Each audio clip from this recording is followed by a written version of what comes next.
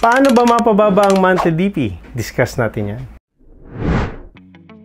DP is part of the total contract price na hindi mo pwedeng isama dun sa bank loan or pag-ibig loan mo. This is usually 10 to 20% ng total contract price and you pay it directly to the developer at 0% interest.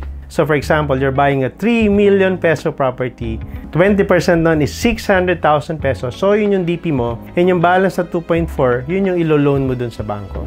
Let's assume that you are buying an RFO property.